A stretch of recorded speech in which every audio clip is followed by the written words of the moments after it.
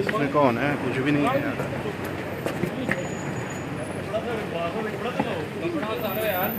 बहुत आ रहे हैं यार।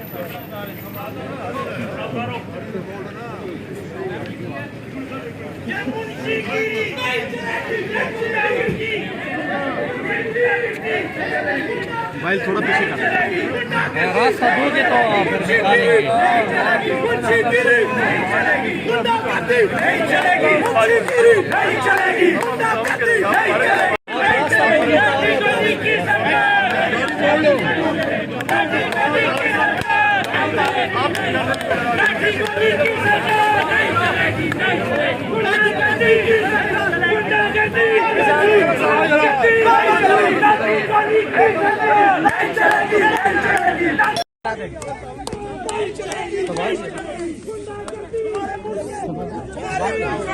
चादर इस तरह डाली हुई है जैसे कोई दहशतगर्द पकड़ा हुआ है इन्होंने।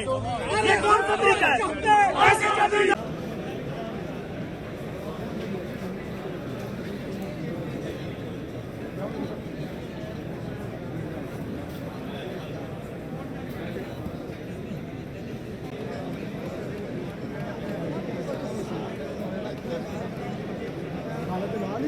राशन